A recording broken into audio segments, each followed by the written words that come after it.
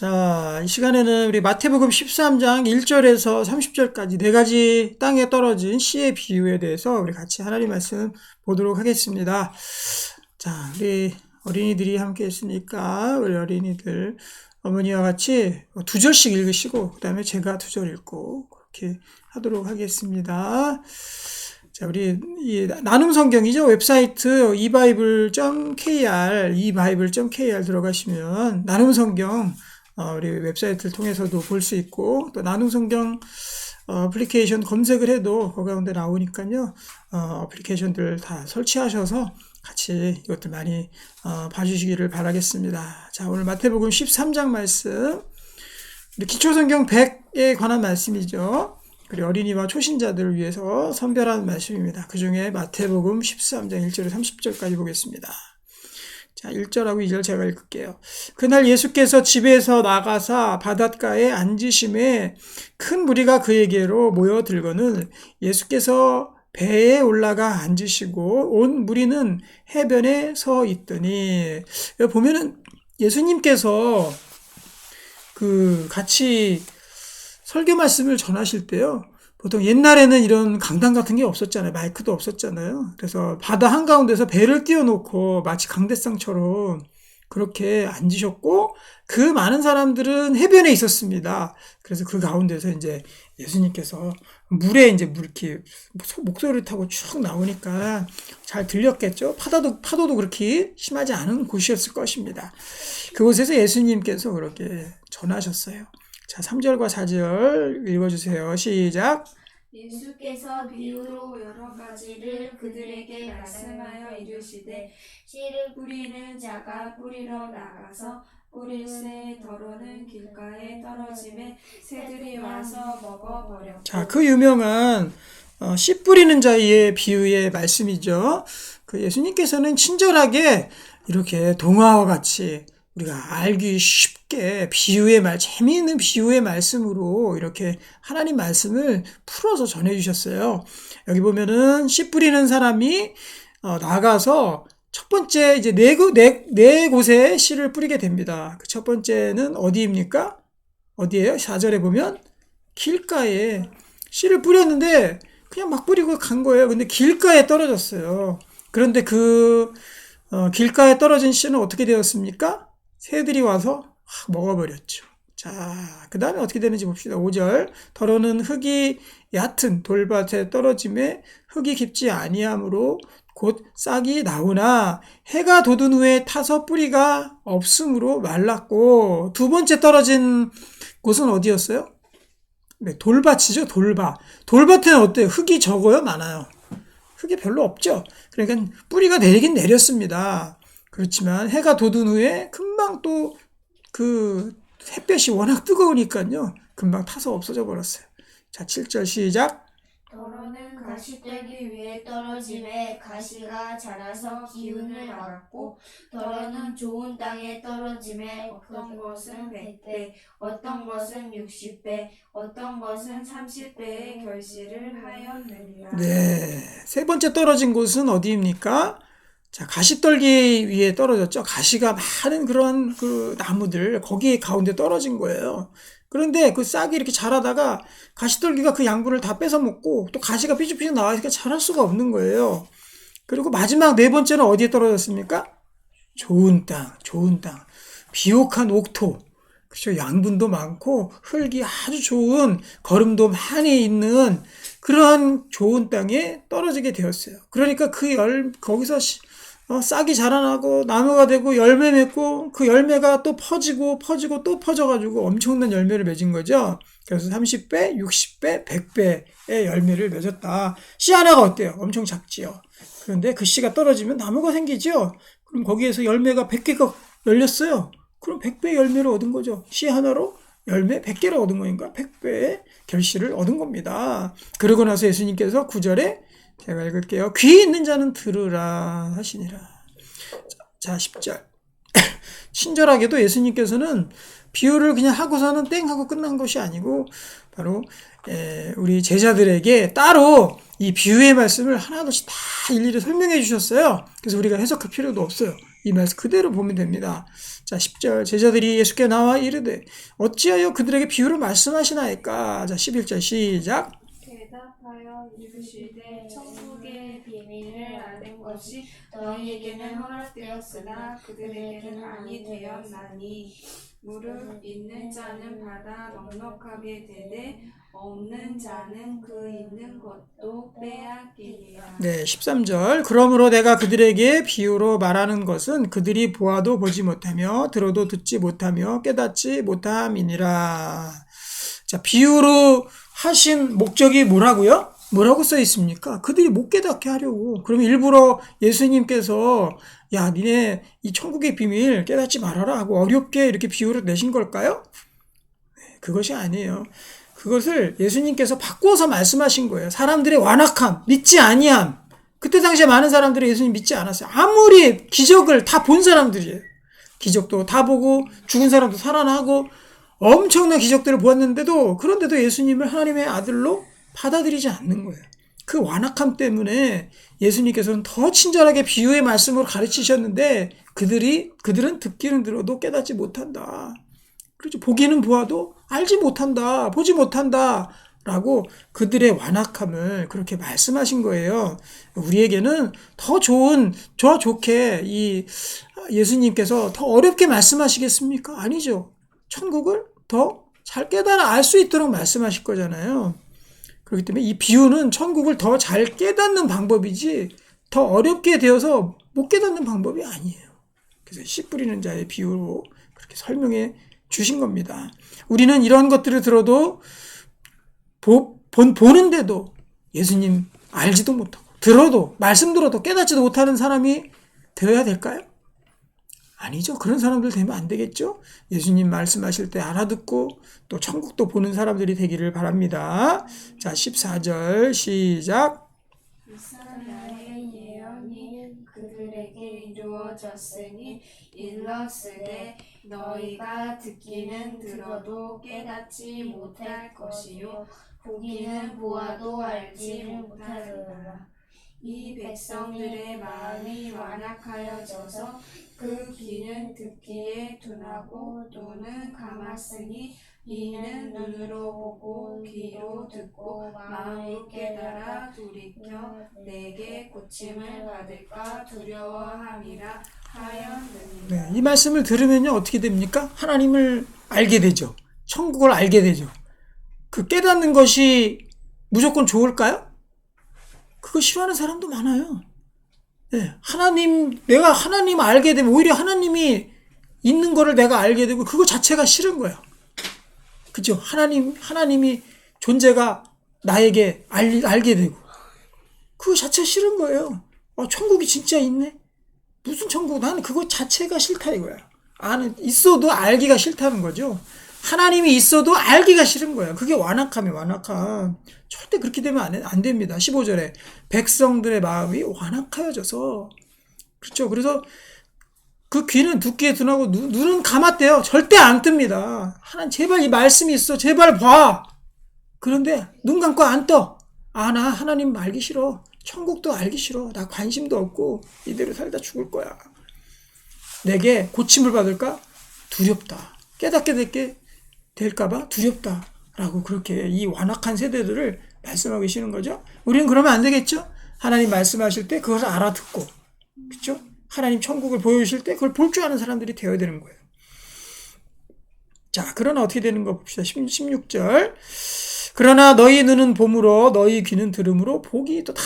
여기 있는 제자들은 어떻게 됐습니까? 듣는 사람들은 너희 눈은 봤다. 너희 귀는 들었다. 어떻게 보여집니까? 보여져요? 들려져요? 아멘? 네. 하나님의 말씀이 들려져야 되는 거예요. 하나님의 보여주시는 그 말씀이 보여져야 되는 거예요. 17절. 내가 진실로 너희에게 이르노니 많은 선지자와 의인이 너희가 보는 것을 보고자 해도 보지 못하였고 수많은 사람들이요. 하나님 보려고 너무나도 애를 썼어요. 너무나 노력했어요. 그래서 사상, 철학, 종교 가진 모든 방법을 동원해서 하나님 보려고 애를 썼습니다. 그런데 봤어요? 못 봤어요? 예수님 오시기 전까지? 못 봤어요. 절대 못 보고 예수님 통해서만 하나님 볼 수 있는 것이지 다른 방법으로는 절대 하나님 볼 수가 없어요. 우리가 교회 나가고 신앙생활하고 예배드리고 예수님을 알게 되고 믿고 해서 하나님을 알게 됐죠. 그 다음에 그 전까지는 절대 알 수가 없습니다. 그래서 수많은 선지자와 의인들이 보고자 했어요. 보지 못했습니다. 너희가 듣는 것을 듣고자 해도 듣지 못했다. 자, 18절하고 19절 읽어주세요. 시작. 그런즉 씨 뿌리는 비유를 들으라.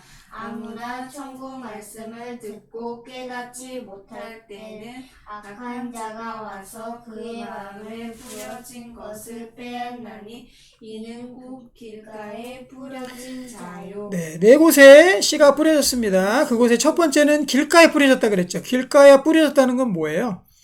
이 씨는 먼저, 씨가 뭡니까? 하나님의 말씀이죠. 19절에 보면은 천국 말씀을 듣고 이렇게 되어 있잖아요. 그래서 씨는 하나님의 말씀이에요. 그래서 우리가 하나님의 말씀을 읽을 때 씨가 막 요즘에 봄이라서요. 막 이 씨들이 이 꽃가루가 씨예요. 그것들이 막 휘날리죠. 그래가지고 떨어져가지고 꽃도 열매 맺고 막 이렇게 되는 거거든요. 그런데 이 말씀이 바로 씨예요. 그래서 우리가 하나님 말씀을 읽을 때 꽃가루 같은 그런 씨들이 우리의 가슴 속으로 막 오고 있어요. 막 내립니다. 내려요. 그런데 길가에 뿌려졌다는 건 뭐예요? 네. 거기 보면은 길가에 뿌려졌다는 것은 악한 자가 와서 그 마음에 뿌려진 것을 빼앗는다. 악한 자가 와서. 악한 자 누굽니까? 사탄 마귀죠. 사탄 마귀. 사탄 마귀가 와가지고 너 말씀 읽지 마. 말씀 너 네 마음속에 들어가면 안 돼 하고 확 뺏어버리는 거예요. 그것이 바로 길가에 뿌려진 사람들이죠. 그런 사람이 되면 안 되겠죠. 자, 20절. 돌밭에 뿌려졌다는 것은 말씀을 듣고 즉시 기쁨으로 받되 그 속에 뿌리가 없어 잠깐 견디다가 말씀으로 말미암아 환난이나 박해가 일어날 때는 곧 넘어지는 자요. 또 한 부류의 사람이 있어요. 그 돌밭 같은 사람들인데요. 이 사람들은 하나님 말씀을 그냥 어찌 보면은요, 그냥 즐기려고 듣는 사람들인 것 같아요. 그래서 그냥 하나님, 그냥 좋은 말씀이지, 좋은 것이지 하고 하나님 말씀 듣거나, 뭐 설교 말씀 듣거나, 성경 말씀 듣거나, 예수님의 사랑의 말씀 들으면, 좋은 소리지 하고 기쁨으로 그것을 받습니다. 하지만 그 속에 뿌리가 없어요. 그래서 잠깐 있다가 그냥 없어집니다. 그냥 없어져. 기쁨으로 그냥, 그걸 즐기려고 듣는 사람들. 그리고 또 믿음으로 들리려고 해도요. 그 믿음이 너무나도 약해. 그래서 조금 있다가 환난이나 박해가 좀 일어나면요. 그냥 그 말씀이고 뭐고 내가 하고 싶은 대로 그냥 해버려요. 환난이나 박해가 일어나면 어떻게 해야 됩니까? 그때 하나님 쪽으로 가야죠. 하나님 의지해야 돼요. 환난 박해 있으면 하나님하고 그걸 불러야 되는데 이런 부류의 사람들은 환난 박해 있으면 내 방법, 내 뜻, 하나님 확 잊어버리고 갑자기 내게 나와. 교회 가더라도 말씀 듣고 이제 하나님 뜻대로 살아야지. 그러면 환난이나 박해가 있으면은 바로 즉시로 하나님 해야 되는데 그것이 아니라 환난 박해 있으면 내가 어떻게 할까? 돈, 친구, 또 방법, 수단 이쪽으로 가버리고 그걸 해결하려고 그걸로 가버린다. 하나님 잊어버리고. 그래서 우리는 이런 사람이 되어야 됩니다. 이 어려움들이 마음에 어려움이 생길 때 환난 박해 일어나면 그와 비슷한 것들도 다 마찬가지잖아요. 마음에 어려움이 생기죠. 마음에 어려울 때 어떻게 돼요? 탁! 처음에 드는 생각이 마음에 어려움이 오자마자 주님 쪽으로 가야죠. 주님 불러야 되고 기도의 자리로 가야 되겠죠. 그래서 우리 잊으면 안 됩니다. 그래야지 돌밭에 뿌린 사람과 같이 되지 않는다는 거예요. 마음에 딱 그렇게 공식을 알면 돼요. 마음에 어려움이 생기면 어떻게 해요? 마음에 어려움이 생긴다? 그럼 주님 불러야 되고 기도의 자리로 가야 되는 거죠. 근데 거기에 대고 마음에 어려움이 생길 때 전화기로 가면 안 되겠죠. 마음에 어려움이 생기면 그냥 전화기로 가는 사람이 있어. 자기 아는 사람에 얘기하고 권력 있는 사람한테 얘기하고 어떻게 돈을 해결할까 얘기하고 그것이 아니라 마음에 어려움이 생기면 무조건 하나님, 마음에 어려움이 생기면 무조건 기도의 자리 거기로 가야 됩니다. 그래야 뿌리가 없어 잠시 견디다가 없어지는 자가 되지 않는다는 거예요. 22절 가시떨기에 뿌려졌다는 것은 말씀을 들으나 세상의 염려와 재물의 유혹에 말씀이 막혀 결실하지 못하는 자요. 또 한 부류의 사람이 있어요. 가시떨기는 뭐냐? 세상의 염려, 재물의 유혹입니다. 마음의 어려움이 아니라 이거는 밖에서 외부적으로 오는 그런 마음의 어려움이 아니죠. 환난 박해가 아니죠. 하지만 또 하나의 적이 있다는 거예요. 그건 뭐냐? 세상의 염려. 그냥 이런 사람들은 하나님 말씀이 그 안에 자리 잡을 시간적 여유를 주지 않아요. 시간적 여유가 없어요. 그래서 전도하러 이렇게 나가다 보면은요, 교회 다니셔야죠. 예수 믿으셔야죠. 우리에게 구원이 있습니다. 그러면 대뜸 하는 얘기가 뭔지 아십니까? 이렇게 바쁜데 언제 교회 가고 있어요? 이 얘기가 나옵니다. 그거 뭐예요? 바꿔 얘기면. 이렇게 바쁜데라는 것을 바꿔 얘기면 뭐예요? 세상에 염려가 그렇게 많다는 거예요.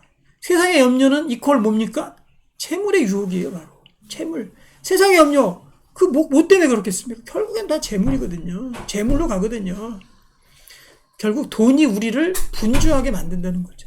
돈의 유혹이 우리를 바쁘게 만들고 분주하게 만들고, 그래서 하나님을 잠시나마 생각하거나 내 삶이 지금 어디로 와서 어디로 가는 그런 근본적인 문제를 다시 한번 생각해 보거나, 하나님이 정말 계신지 또 말씀이 정말 맞는지 그것에 대해서 묵상하거나 할 그런 소지의 마음적 심적 여유가 전혀 없다는 거죠.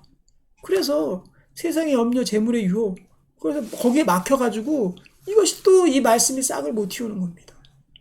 싹을 못 틔우는 거예요. 그래서 조금 교회 다니다가도 믿음 가지려고 하다가도 바쁜 일 확 생겨버리면요, 교회 다 안 나가요. 믿음 생활 안 합니다. 하나님 쳐다보지 않습니다. 내 일이 먼저지. 내 지금 이 돈의 문제, 여기에 지금 얼마가 걸려있는데, 바이어가 오는데, 또 이 상품이 어떻게 되는데, 이것이 얼마나 중요한데, 그래서 큰 열매를 맺었다고 생각해 보십시오. 하나님께서 뭐라고 말씀하십니까? 어리석은 부자에게, 내가 오늘 밤 너의 영혼을 찾으리니 너희의 세운 계획들이 얼마나 유효하겠냐. 우리 인생, 그런 인생을 살아가는, 어떻게 보면 좀 나쁜 말로, 그런 주제밖에 안 되는 거예요, 우리는. 언제 죽을지도 모르는 시한폭탄과 같은 우리의 인생을 그냥 우리의 그 아무것도 모르는 인생에 맡겨놓고 그렇게 살아가는 존재들밖에 안 되는 거예요. 근데 거기에 그 불확실함 속에서 나의 일이 그렇게 중요하다고 그것이 하나님을 잊을 만큼 그렇게 큰 문제가 되겠습니까?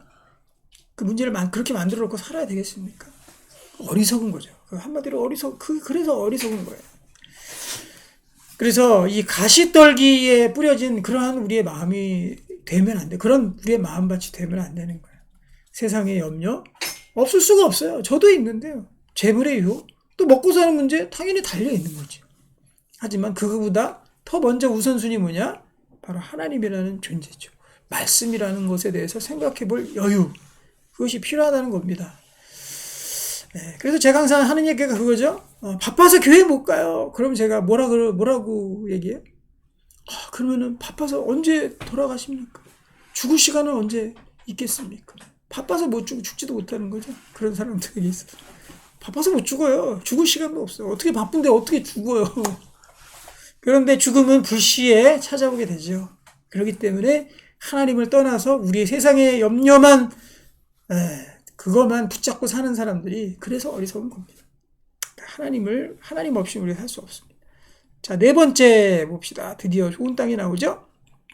자, 23절과 24절 읽어주세요. 시작. 좋은 땅에 뿌려졌다는 것은 말씀을 듣고 깨닫는 자니 결실하여 어떤 것은 100배, 어떤 것은 60배, 어떤 것은 30배가 되느니라 하시더라.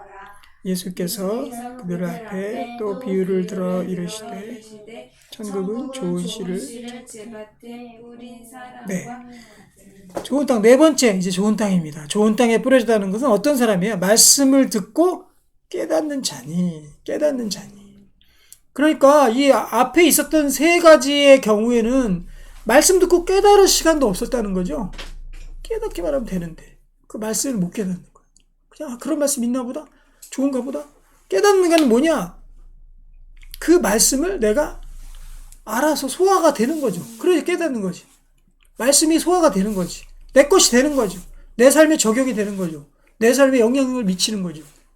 깨달으면 그렇게 되게 되어 있습니다. 말씀이 나를 움직이기 시작하고요. 말씀이 기준이 되기 시작하고요. 왜냐하면 내 속에서는 그런 기준이나 말씀의 뜻들이 삶에서 나온 적이 없거든. 생전 듣도 보도 못한 것이 바로 하나님 말씀이에요.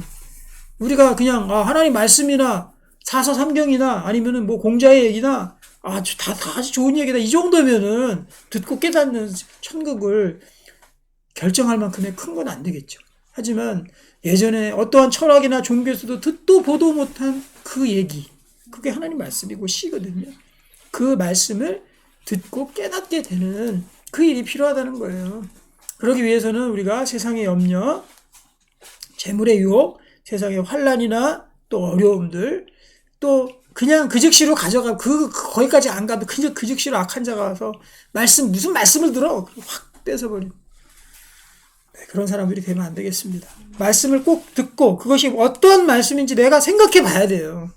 보면은 오랜 시간 하나님의 말씀을 듣거나 이랬는데도 변화가 안 일어난 사람들의 특징은, 또 믿음이 안 생기는 사람들의 특징은 뭐냐? 이 말씀을 듣고 그것에 대해서 곰곰이 생각을 안 해. 이 말씀이 도대체 무슨 말씀인가 하고 생각하거나 깨달으려고 하지 않아. 그냥 거기서 끄떡하고 끝나버려요. 그러면 안 된다는 거죠. 좋은 땅은 뭐예요? 꼭 하나님의 말씀을 생각해 보는 거, 상고해 보는 거, 묵상해 보는 거. 그것이 필요한 거죠. 이 말씀이 정말 그러한가 상고하는 작업이 분명히 필요하다는 겁니다. 그것만 있으면 돼요. 하나님의 말씀을 묵상해보고 생각해보고 이 말씀이 정말 그러한가 다시 한번 여겨보는 거. 이랬을 때 바로 그 말씀이 드디어 369죠. 369, 30배, 60배, 100배, 369, 369, 9 다음에는 하나님이 더해 주셔서 100배. 그렇게 열매를 맺게 되는 겁니다. 그러니까 이 말씀의 위력이 엄청 센 거죠. 그래서 엄청난 열매 어떻게 바뀔지 모른다는 겁니다. 24절.